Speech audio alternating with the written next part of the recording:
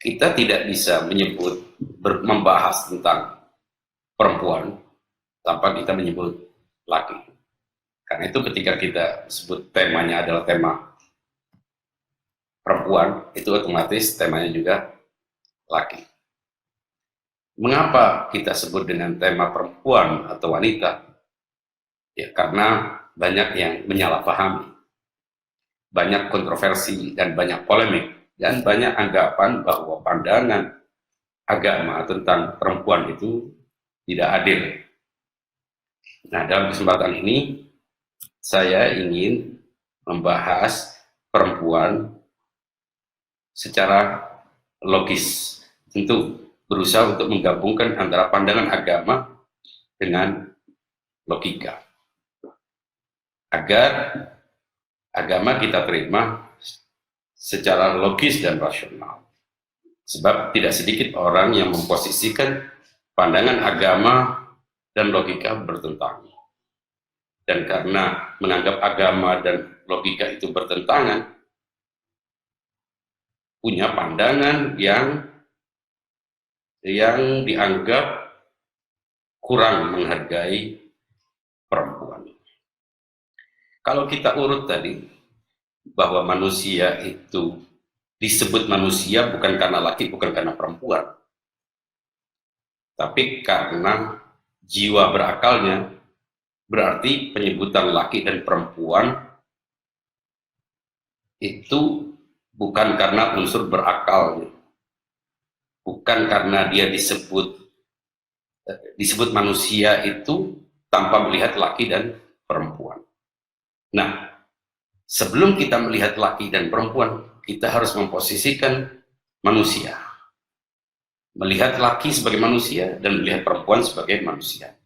Kalau kita lihat perempuan dan laki sebagai manusia, maka berarti posisinya sejajar. Secara kemanusiaan, kalau kita melihat bahwa Allah Subhanahu wa taala menciptakan manusia itu sama dengan standar yang sama, apa standarnya tadi itu? Kriteria apakah dia berakal atau tidak, maka berarti tidak boleh kita membedakan manusia karena jenis kelaminnya. Tentu ini tidak berarti kita harus memiliki perempuan secara sama dalam konteks sosial dan lain sebagainya. Yang kita ingin garis bawahi saat ini bahwa secara kemanusiaan, laki dan perempuan itu setara, sama. Artinya Allah Subhanahu wa taala akan memperlakukan laki dan perempuan sebagai manusia. Dan karena sebagai manusia, maka kita tidak boleh sedikit pun menganggap perempuan di bawah laki dan bawah laki di atas perempuan atau sebaliknya. Gerakan feminisme yang sejak akhir abad ini muncul itu sebetulnya reaksi terhadap pandangan-pandangan yang dianggap mewakili agama yang memposisikan perempuan itu setengah dari laki. Orang menyebutnya subordinasi, atau perempuan dianggap sebagai numpang spesies manusia. Itu tentu tidak benar. Karena apa? Ya karena bertentangan dengan pandangan rasional tentang manusia yang tidak lagi melihat perempuan dan laki. Dalam Al-Quran, Allah menegaskan bahwa sesungguhnya aku ciptakan kamu sekalian manusia dari laki dan perempuan. Dengan firman ini, Allah Subhanahu wa taala menegaskan bahwa manusia itu sama dalam kemanusiaannya. Kalaupun berbeda itu karena fungsi-fungsi fisikalnya yang berefek terhadap konstruksi sosial, yang berefek terhadap peran-peran masing-masing. Tentu ketika kita katakan memiliki peran dan efek terhadap kehidupan sosial, itu ada pengecualian-pengecualian. Ada dalam kondisi tertentu perempuan justru lebih dominan daripada laki. Karena tantangan, karena keadaan yang tidak diperkirakan. Kembali kepada persoalan perempuan.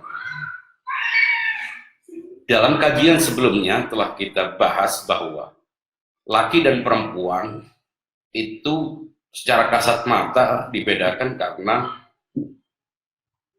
bangunan fisiknya, karena organ-organ tertentu yang identik dengan laki dan perempuan. Secara umum dapat kita bagi bahwa laki berfungsi sebagai pemberi dan perempuan sebagai penerima secara fisik. Mengapa saya tekankan fungsi pemberi dan penerima? Ya, karena menegaskan kesetaraan, karena menegaskan posisi yang saling membutuhkan. Dan karena posisi yang saling membutuhkan, maka berarti kedua-duanya berada dalam posisi yang sama. Kedua-duanya tidak sempurna.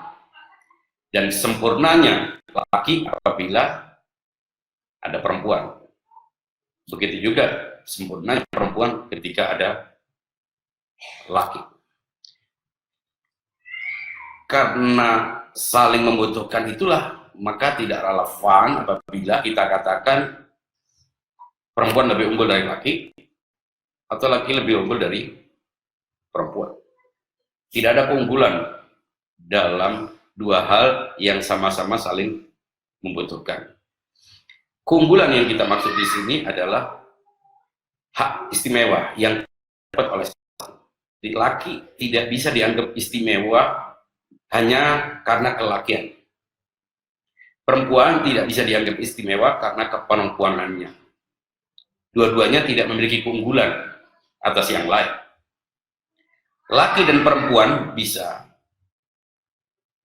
masing-masing punya keunggulan tidak pada jenis laki dan perempuannya, tapi pada persona, pada individu-individu yang berada dalam lingkaran perempuan dan laki. Seorang disebut mulia bukan karena dia laki atau perempuan. Disebut hina juga bukan karena laki dan perempuan, tapi karena mampu memaksimalkan perannya sebagai manusia. Dengan memaksimalkan perannya sebagai manusia, nah tentu di situ ada hubungannya dengan posisinya sebagai laki dan perempuan. Setelah kita tahu kesejajaran laki dan perempuan sebagai manusia, apakah yang muncul pertanyaan, apakah laki dan perempuan itu sama dalam posisi sosial? Kalau kita tidak memisahkan antara persoalan kemanusiaan sebagai manusia dan persoalan sosial, maka kita akan terjebak dalam polemik-polemik yang tidak produktif. Boleh jadi kritik atau tuntutan terhadap hak keadilan perempuan itu karena terjadinya diskriminasi dalam konteks hubungan sosial, baik atas nama agama maupun politik maupun lainnya. Setelah kita memastikan bahwa laki dan perempuan sebagai manusia itu sama, sejajar, ini kesejajaran dalam himpunan, bukan dalam personanya. Boleh jadi dalam persona, dalam unsur-unsur atau elemen-elemen perempuan dan elemen laki, ada yang unggul di antara laki, ada yang unggul di antara perempuan. Tapi sebagai laki dan perempuan, bukan melihat person-personnya, itu berada dalam posisi yang sejajar. Sekarang kita melihat posisi sosial perempuan. Posisi sosial perempuan pertama, dia sebagai seorang anak. Perempuan sebagai seorang anak. Tentu berbeda dengan peran perempuan sebagai seorang istri, sebagai seorang ibu. Anak, istri, dan ibu ini adalah kategori-kategori sosial. Karena secara kemakhlukan dia adalah manusia. Ia tidak diperlakukan sebagai ibu. Ia juga tidak dilihat sebagai anak. ia juga tidak dilihat sebagai istri, tapi dilihat sebagai manusia, itu sama dengan manusia lainnya. Tapi ketika masuk dalam fungsi-fungsi sosial, maka di situ ada peran-peran yang berbeda-beda. Peran perempuan sebagai anak, hak-hak dan kewajibannya berbeda dengan laki sebagai anak. Kalau dalam Islam, perempuan di usia 9 tahun atau saat dia mengalami perubahan-perubahan fisik seperti menstruasi, maka dia sudah dianggap dewasa. Karena itu kalau anak laki usia 9 tahun mungkin masih main pasir, masih tidak bisa menjaga dirinya, belum mandiri, tapi anak perempuan menjelang menstruasi dia lebih menunjukkan kedewasaan. Jadi masa kedewasaan laki dan perempuan itu lebih dulu perempuan ketimbang laki. Makanya tidak heran apabila ada masa di mana perempuan sudah berhenti haid, tidak mengalami haid. Nah, sementara laki tidak mengalami masa yang berbeda. Dia tidak mengalami masa pensiun sebagai seorang yang produktif. Artinya masa produktivitas laki dan perempuan berbeda. Dan karena masa produktivitas laki dan perempuan berbeda, perempuan perlu mendapatkan perlakuan khusus dalam hukum. Mengapa demikian? Karena secara fisik lebih banyak menanggung beban-beban. Dalam Islam, saat dia sudah mencapai usia 9 tahun, maka dia punya hak untuk mendapatkan perlakuan dewasa. Karena itu tidak patut apabila kita memperlakukan anak perempuan di usia 9 tahun sebagai anak kecil. Karena ia sudah punya respon terhadap lawan jenis. Dia sudah punya perasaan, dia sudah memiliki jiwa kemandirian, dia punya sikap, dia punya kepribadian yang utuh dibanding anak laki. Sementara anak laki itu disebut baligh saat usia 14 tahun atau saat dia mengalami ihtilam, saat dia ejakulasi awal. Dan karena dia adalah dewasa, maka semua hak-hak wanita dewasa, semua hukum yang berlaku terhadap perempuan yang dewasa itu berlaku atasnya. Seperti hukum aurat, hak privasi, dan lain sebagainya. Maka itu ibu yang bijak mengutamakan anak perempuan dalam perlakuan. Ibu yang bijak akan memisahkan, akan menyadarkan anaknya yang perempuan tentang aurat. Itu pertama. Bahwa aurat perempuan menurut Islam itu adalah seluruh tubuhnya. Jadi bukan kelaminnya atau hal-hal yang berhubungan dengan kelamin, tapi sekujur tubuhnya adalah aurat. Mengapa dikatakan aurat? Karena bisa menimbulkan reaksi seksual lawan jenis. Dan karena memiliki pesona, memiliki daya pikat, maka ia harus dilindungi.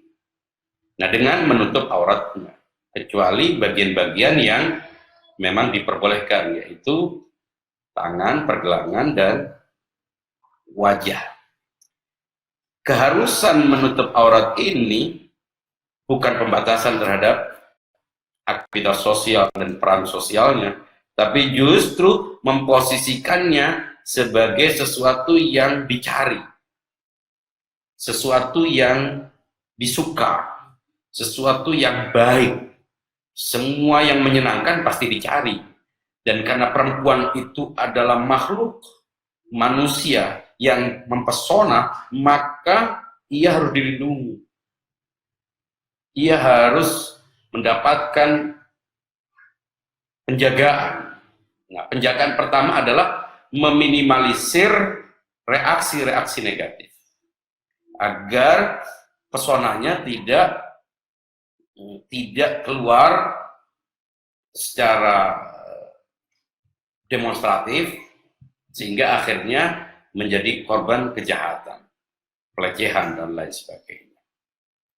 Setelah itu dipahamkan tentang tanggung jawabnya terhadap agama, terutama tentang hukum suci dan najis, terutama tentang hukum-hukum fikih Islam tentang bagaimana mengatasi dan menghadapi menstruasi dan lain sebagainya. Nah, implikasi dari hak yang dimiliki oleh anak perempuan yang sudah balik adalah privasi. Ia harus punya privasi. Dia harus punya wilayah otonom yang tidak bisa diintervensi oleh siapapun, bahkan orang tua. Terutama orang-orang, apalagi orang-orang yang tidak punya hubungan dekat dengan kita. Ini seringkali menghubung-hubungkan seseorang yang tidak ada hubungannya dengan kita sebagai saudara, sehingga orang yang hanya punya hubungan dekat, hubungan jauh dengan ayah itu dianggap paman, atau keponakan dari seseorang, dari istri. Keponakan dari istri bukanlah siapa-siapa. Ia harus dibatasi, tidak boleh ia bersentuhan, berhubungan, melakukan komunikasi fisikal yang dekat dengan orang-orang yang memang tidak punya hubungan keluarga dengannya. Dengan demikian, maka mestinya anak perempuan itu punya kamar sendiri saat dia mencapai usia balik. Karena apa? Karena auratnya tidak boleh dilihat oleh lelaki lain, termasuk orang yang punya hubungan dengannya. Ayah pun saat akan masuk kamarnya itu harus ketok pintu, harus minta izin, dan tidak boleh melakukan masuk ke kamarnya tanpa izin, karena dia harus menutup auratnya dari yang muhrim maupun yang non muhrim. Tentu ada batasan-batasan di mana ia diperbolehkan menutup auratnya. Aurat terhadap non muhrim dengan aurat terhadap semuhrim itu berbeda. Tapi secara umum semua tubuh perempuan adalah aurat kecuali wajah dan tangan. Nah, sayangnya dalam kehidupan kita banyak orang tidak punya manajemen dalam membina rumah tangganya, sehingga anak dicampur, sehingga kita sering tidak memperhatikan aspek-aspek yang sangat penting ini, dan kita biarkan juga untuk melakukan aktivitas-aktivitas yang biasanya hanya dilakukan oleh anak laki. Kita harus membedakan anak laki dan anak perempuan. Kalau memang rumah kita terbatas dan kamarnya terbatas, tidak ada salahnya menyuruh anak laki kita untuk tidur di sofa, demi anak perempuan kita punya kamar sendiri. Kita juga tidak boleh mencampur adukkan pakaian dan lain sebagainya antara laki dan perempuan di rumah. Intinya, anak perempuan dalam keluarga yang Islam, dalam keluarga yang menaati aturan-aturan agama, harus mendapatkan perlakuan khusus. Layak untuk diistimewakan, dalam arti dia harus diperlakukan sebagai orang dewasa. Dan karena layak diperlakukan sebagai orang dewasa, maka tidak ada salahnya ayah maupun ibu melibatkan anak perempuan yang sudah haid untuk membicarakan persoalan-persoalan yang sedikit serius. Dan orang-orang yang punya punya sikap bijak biasanya tidak ingin punya anak sebelum dia mempersiapkan segala sesuatunya, terutama apabila dia punya anak perempuan. Dalam tradisi Islam, terutama dalam mazhab Ahlul Bait, itu biasanya ada yang disebut dengan wisuda taklif. Wisuda taklif itu semacam pesta. Pesta yang sifatnya ritual keagamaan, tasyakuran, biasanya dengan wisuda, biasanya juga mengumpulkan anak-anak yang berada dalam usia yang balik sama di usianya, kemudian dikumpulkan dan diberi tausiah, dipahamkan tentang hak dan kewajiban perempuan yang telah haid. Itu adalah wanita yang punya kewajiban untuk menutup aurat, punya kewajiban untuk melaksanakan perintah-perintah agama, bahwa dia menanggung semua dosa-dosa dan beban-beban hukum, dan dia dipahamkan tentang siapa muhrim, siapa non muhrim, dan lain sebagainya. Nah, itu biasanya mereka digunakan jilbab. Dari sini kita tahu anak-anak kecil kita yang belum usia balik boleh kita ajari untuk memakai jilbab, tapi jangan kita paksa, karena itu masa dia bebas, dia belum punya kewajiban untuk mengenakan jilbabnya. Kita mengajarinya sewaktu-waktu boleh, tapi tidak harus kita paksa untuk mengenakan jilbab saat dia tidak tahu bahwa itu adalah kewajibannya.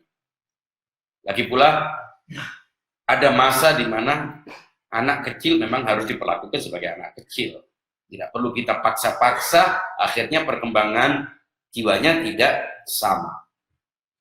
Memang menjelang usia taklif itu, menjelang haid, itu biasanya anak perempuan menunjukkan perilaku dan sikap yang agak berbeda. Nah, pada saat-saat itulah kita mulai memahamkan tentang masa akhir dari masa kekanak-kanakannya untuk memasuki masa dewasa.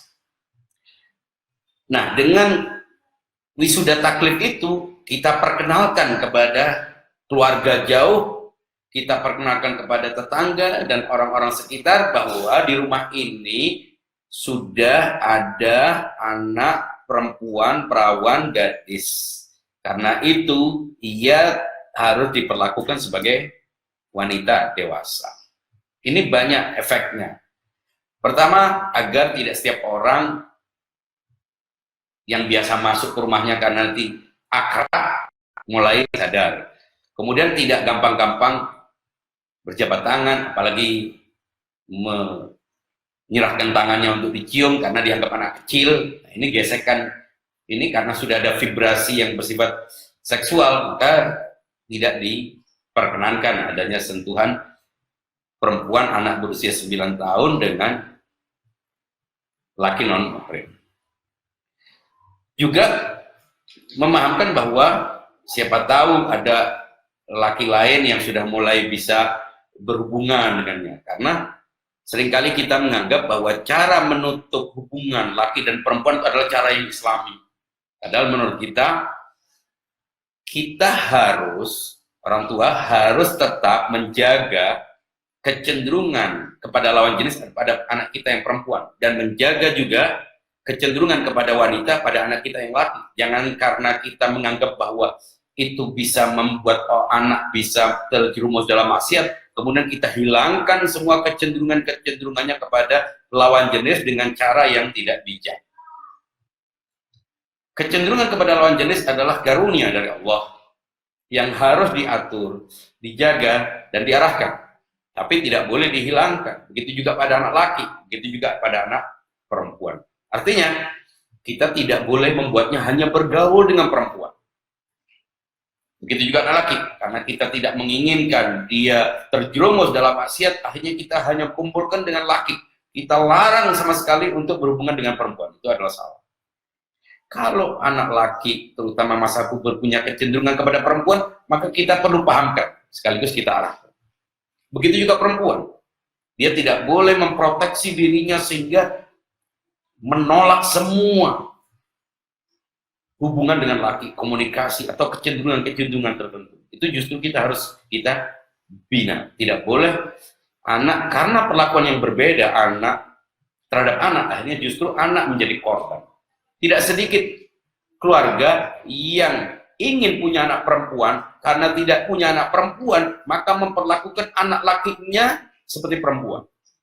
Kehancuran dimulai dari orang tuanya sendiri. Ia dikasih pakaian perempuan, ia diperlakukan seperti perempuan, tidak diperbolehkan melakukan aktivitas-aktivitas yang memang layak untuk dilakukan laki. Ini merusak. Begitu juga perempuan. Ada orang-orang tertentu yang ingin punya anak laki, tapi selalu dapat anak perempuan. Akhirnya salah satu dari anak perempuannya diperlakukan sebagai anak laki, dan itulah yang merusak.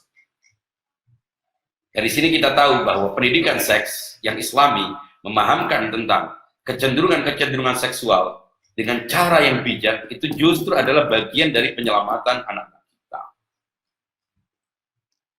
Maka itu, membatasi pergaulan sama sekali secara ekstrim justru akan menimbulkan efek yang negatif terhadap anak. Itu kira-kira sekilas tentang tanggung jawab seorang ayah kepada anaknya yang perempuan. Nah, anak perempuan adalah tanggung jawab orang tua sampai dia dilamar, sampai dia punya suami. Siapakah yang berhak untuk mengawinkan anak? Apakah anak perempuan itu sendiri ataukah ayahnya? Ini sering kali kita keliru di sini. Kita menganggap bahwa orang tua itu punya hak prerogatif mutlak untuk mengawinkan anak perempuannya dengan siapapun. Ini yang umum gitu. Padahal kalau kita lihat tadi dari awal bahwa sebelum dia dianggap perempuan, sebelum dia dianggap anak dia adalah perempuan. Sebelum dia dianggap perempuan, dia adalah manusia. Dan karena ukuran kemerdekaan itu ada pada manusia, pada kesetaraan itu pada manusia, maka mestinya kita sadar, kawin adalah keputusan kemanusiaan. Jiwa kemanusiaannya yang mendorongnya untuk mencari pasangan. Berarti peran orang tua di mana? Peran orang tua mengarahkan, mencarikan, menawarkan calon suami. Tentu ayah yang baik adalah mencari pasangan yang sesuai dengan anaknya. Sesuai ini apa? Sesuai itu ya hal-hal yang memang layak untuk dimiliki oleh seorang istri. Tanggung jawab, perlindungan, kasih sayang, dan lain sebagainya. Tapi tetap saja yang berhak menentukan siapa suaminya, apakah dia mau kawin atau tidak adalah anak itu sendiri. Maka seringkali kita tidak sadar bahwa saat ayah mengawinkan anaknya tanpa musyawarah dengan anaknya, tanpa tahu apakah anaknya merasa mau untuk kawin, tertarik untuk kawin, dan tertarik kawin dengan laki pilihannya, justru sebetulnya itu adalah awal kehancuran anak sendiri. Dan tidak sedikit hanya karena menuruti orang tuanya dan karena doktrin orang tua itu berhak untuk mengawinkan secara mutlak, seorang anak menjalani rumah tangganya dengan derita, dengan keterpaksaan, dan ia tidak mampu melaksanakan tugasnya sebagai istri dengan baik. Kenapa? Ya karena itu bukan pilihan. Mungkin dalam tradisi-tradisi terdahulu memang orang tua dianggap memiliki hak penuh.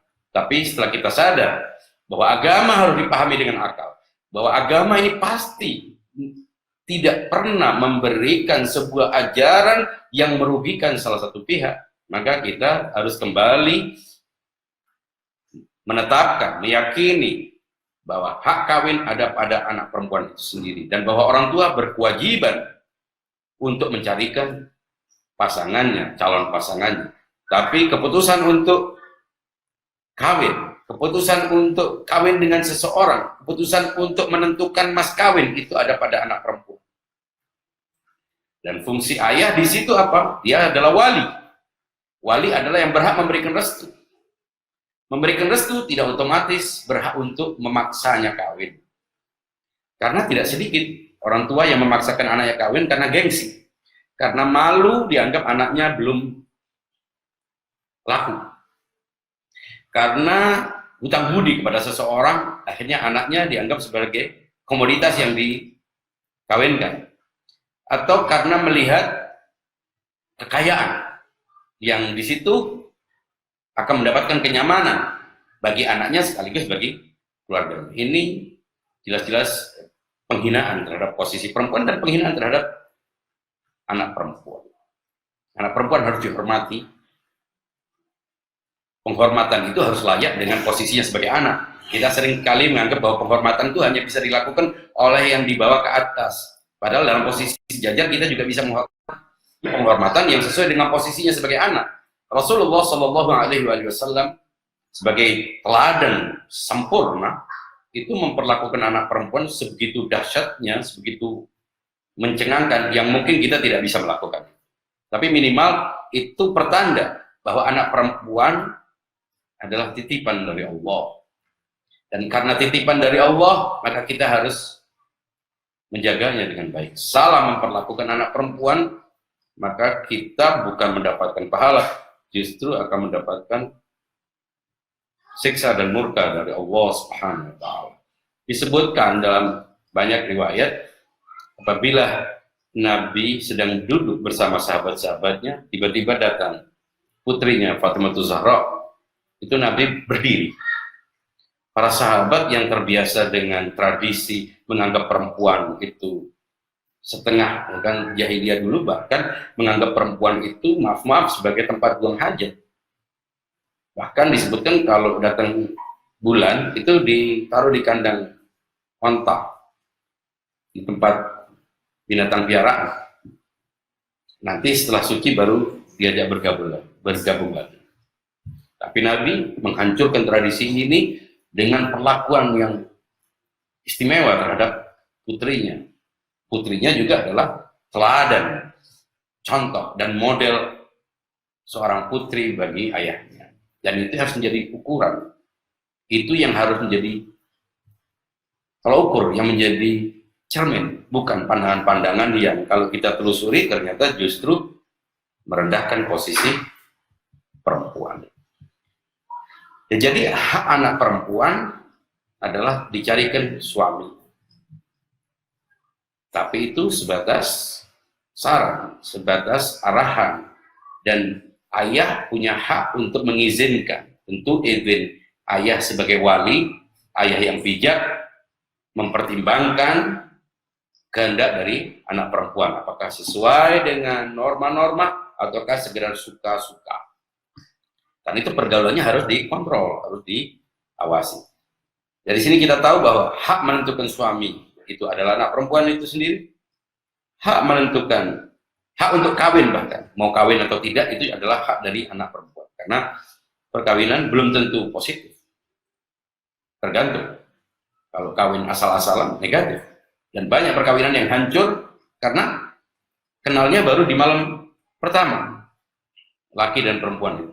Bayangkan bagaimana melanjutkan sebuah pernikahan yang diawali dengan simsalabim begitu, ciluk bar kata orang. Jadi tahunya baru malam itu, dan banyak yang jadi korban. Kemudian hak menentukan mas kawin dan permintaan-permintaan lainnya yang merupakan bagian dari kelengkapan akad nikah. Maka itu saya lebih menerima posisi ayah sebagai pihak yang mewakili anak perempuan saat mengawinkan.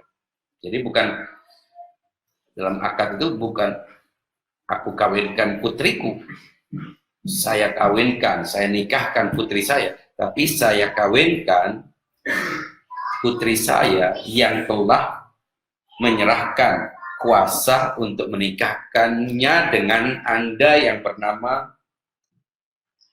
Jadi ayah itu mewakili anak perempuannya, bukan dia mengawinkannya begitu saja. Ini lebih menghormati posisi perempuan. Termasuk mas kawin tidak tanya kepada calon suaminya. Kalau bisa calon suaminya ya hanya Rp10.000. Tapi kalau istri, anak calon istri atau perempuan, dia akan tahu kebutuhan-kebutuhannya dan sah-sah saja menentukan mas kawin itu berapa. Sayangnya mas kawin itu seringkali jadi simbolik, tidak nyata gitu. Hanya menyebutkan angka-angka yang kecil atau peralatan ibadah, padahal sebuah perkawinan ini kan panjang. Kan kawin itu, nikah itu berarti pengorbanan, kebebasan. Dia harus rela masuk dalam sebuah sistem negara mini. Tentu ada pengorbanan di situ. Masa hanya dengan sesuatu yang bersifat formalistik. Sementara sesuatu yang tidak menjadi kewajiban, bukan bagian dari syarat keabsahan akad nikah, justru permintaannya lebih banyak. Ini yang sangat disayangkan. Posisi perempuan sebagai anak tentu berhubungan lagi dengan ketika dia sudah kawin. Ketika dia sudah nikah, maka dia menjadi seorang istri. Ini peran sosial kedua seorang perempuan. Masalah istri dalam rumah tangga ini adalah masalah yang paling pelik dan mungkin sensitif, banyak menimbulkan masalah. Mungkin kalau saya menjelaskan ada yang merasa dirugikan posisinya sebagai laki, tapi saya ingin melihatnya secara proporsional dan secara rasional dan tidak mutlak harus diterima. Seorang perempuan menjadi istri atau tidak menjadi istri adalah hak perempuan. Artinya, kawin itu adalah sebuah kebutuhan insani. Mencari pasangan adalah sesuatu yang wajar. Karena itu dalam perkawinan, dalam nikah, dalam akad nikah, posisi perempuan itu adalah penentu. Dia yang menentukan berlangsungnya akad, sah atau tidaknya akad itu ditentukan oleh perempuan. Mengapa saya katakan demikian? Karena yang berkembang di tengah masyarakat itu justru perempuan itu dianggap yang dikawini dan laki yang diposisikan mengawini. Padahal kalau kita perhatikan dalam akad itu ada yang disebut dengan ijab dan yang disebut dengan qabul. Ijab itu adalah menyatakan untuk mengawini, itu disebut dengan ijab. Sementara qabul itu adalah menerima. Jadi yang mengucapkan aku menerima, saya menerima, qabil itu bukan perempuan, tapi laki. Sementara yang mengatakan aku nikahkan diriku kepadamu dengan mas kawin sekian sekian sekian, itu adalah pihak perempuan. Sedangkan laki posisinya menerima. Itu artinya yang menentukan kawin atau tidak kawin adalah perempuan. Kawin dengan laki yang dia suka atau tidak itu dia yang menentukan. Atau tidak kawin sama sekali. Karena banyak orang yang memahami bahwa perkawinan itu wajib.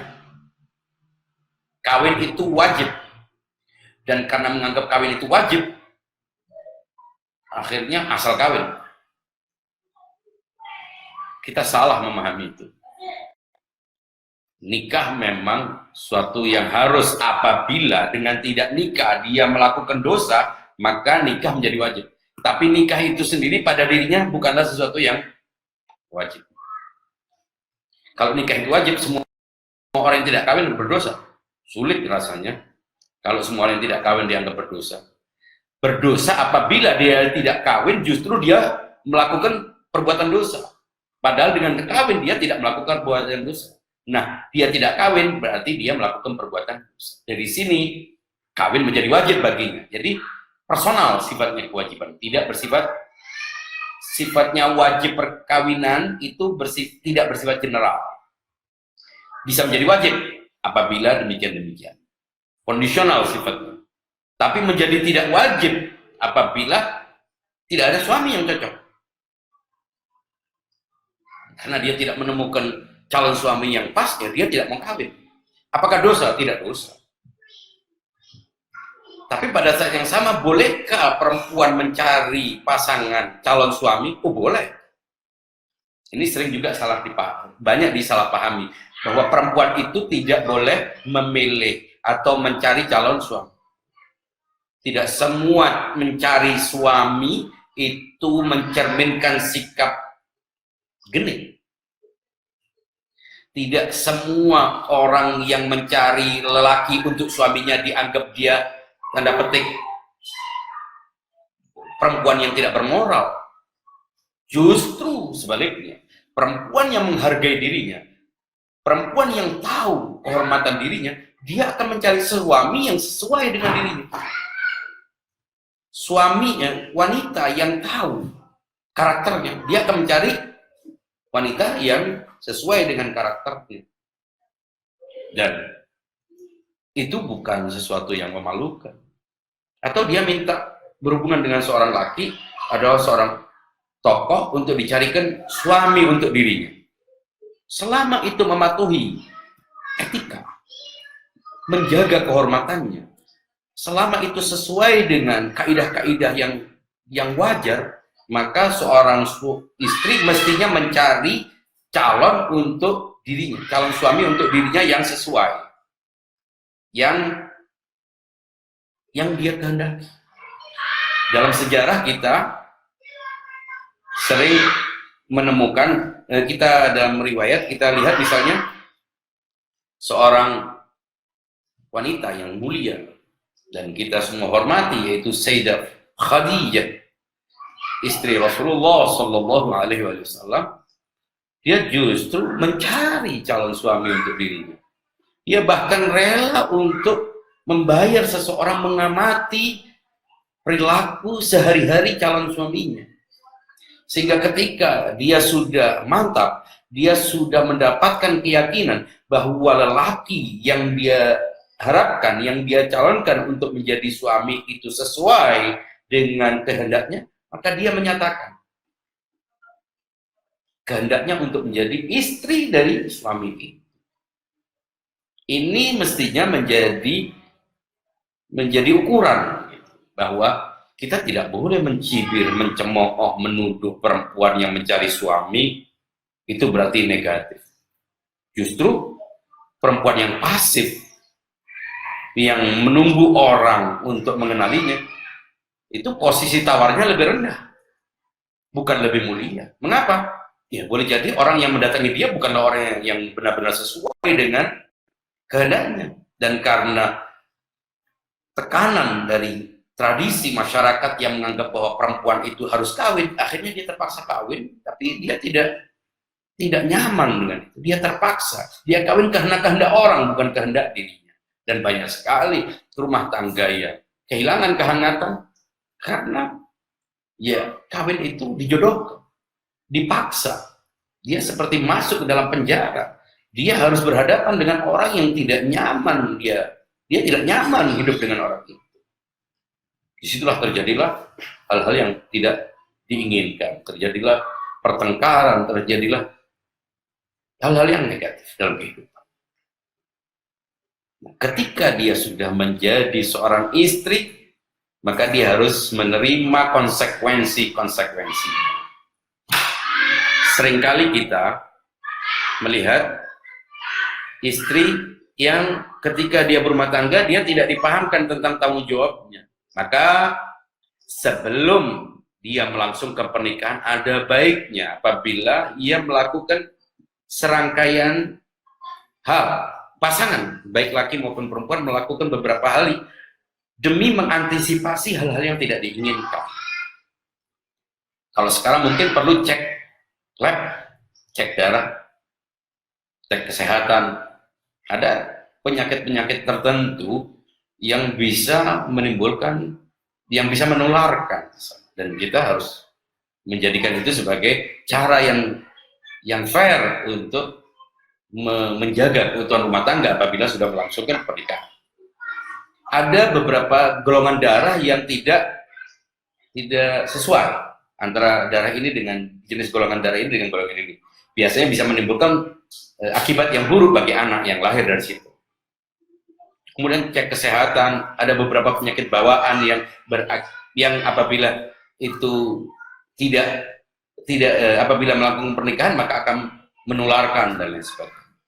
Kemudian juga mungkin tes jiwa, karena kita tidak bisa memprediksi dalam kondisi demikian ini banyak orang-orang yang memiliki masalah-masalah kejiwaan yang tidak bisa terlihat hanya dalam sekilas pertemuan-pertemuan, tapi ada orang-orang yang mengalami misalnya split personality, punya kejiwaan yang pecah, sehingga kadang begini, kadang begitu, atau pengaruh-pengaruh kehidupan dan sebagainya. Tentu ini semuanya dilakukan bukan sebagai sebuah kewajiban, bukan bagian dari keabsahan perkawinan, tapi ini adalah cara-cara yang patut untuk ditempuh demi meminimalisir terjadinya keretakan dan kehancuran dalam rumah tangga, agar tidak menjadi korban. Nah, setelah dia melakukan akad, dan akad itu dilakukan atas kehendaknya, maka istri dan suami harus sadar bahwa mereka memasuki sebuah lembaga, sebuah negara kecil, sebuah sistem di mana ada struktur di situ, fungsi yang berbeda-beda. Memang ketika kita katakan sebuah sistem itu berarti ada pemimpin, ada yang dipimpin. Tapi posisi pemimpin dan yang dipimpin tidak mencerminkan kemuliaan salah satu. Bukan ketika dia dikatakan bahwa suami adalah pemimpin dalam rumah tangga, itu berarti dia adalah pemimpin yang otoriter. Bukan berarti istri itu tidak punya hak sebagai manusia. Kemanusiaannya tidak gugur. Hak-hak kemanusiaannya tidak hancur, tidak musnah hanya karena dia menjadi seorang istri. Itu juga suami. Nah, suami harus memahami hak dan tanggung jawabnya, istri juga harus memahami hak dan tanggung jawabnya. Apa hak dan tanggung jawabnya? Ya, itu dibicarakan. Kalau menurut yang selama ini kita pahami, rumah tangga itu, perkawinan itu dilakukan karena apa? Ya, banyak orang ingin mencari agak pahala, ingin menjauhi dosa, ingin menambah iman, itu tanpa kawin pun orang mencari itu mestinya. Tapi secara faktual, orang kawin itu untuk apa? Orang melakukan pernikahan itu untuk apa? Orang melakukan pernikahan untuk memenuhi kebutuhan insani, untuk memenuhi naluri yang sudah ada dalam diri, naluri pemberian dan naluri penerimaan. Dari situlah terjadi perkawinan. Jadi perkawinan tujuannya untuk apa? Tujuannya untuk saling memenuhi kebutuhan yang insani. Niatnya untuk apa? Niatnya untuk mencari pahala, niatnya untuk menyelesaikan masalah. Ya jelas, itu sudah pasti. Maka itu banyak orang mendramatisir arti perkawinan sehingga akhirnya dia mencari imam sebutnya. Memang mestinya pemimpin artinya imam, tapi ketika dia harus mencari imam itu mempunyai kriteria yang tinggi sekali.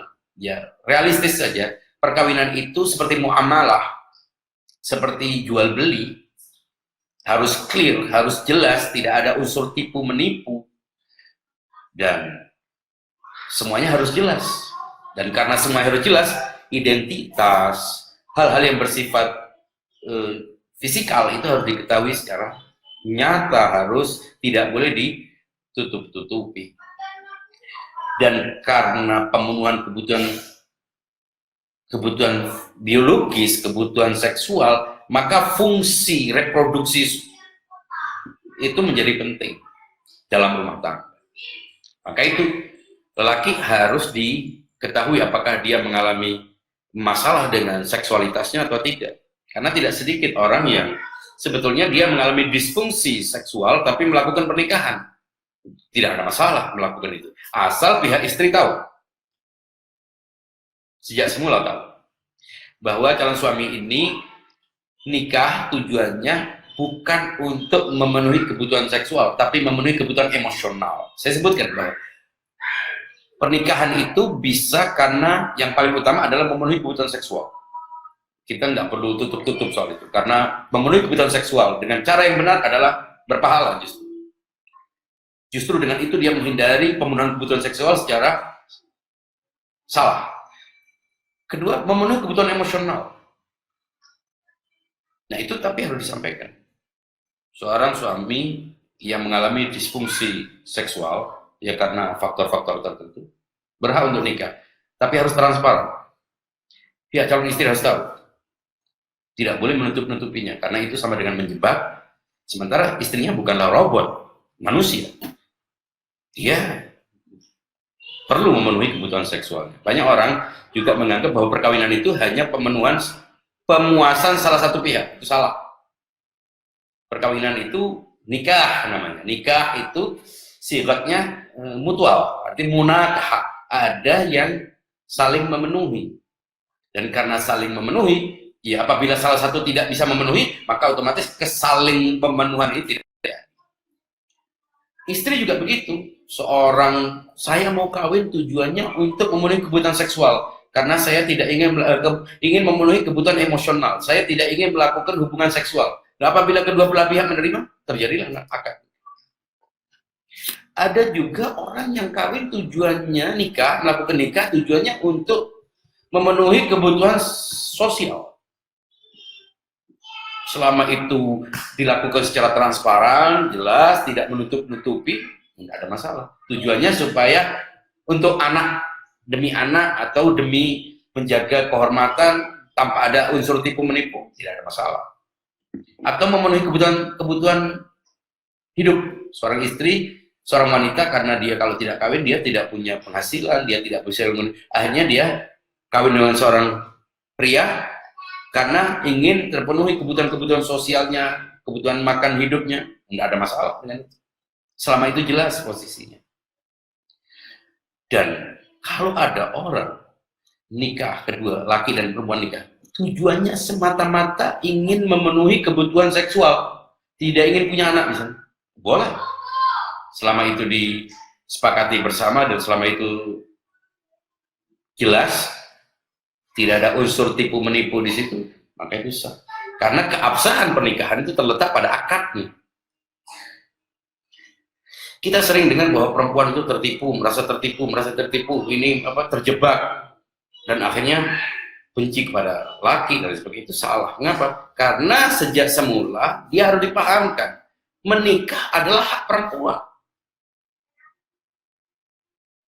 Menentukan siapa suaminya adalah hak perempuan. Menentukan berapa jumlah mas kawinnya juga perempuan.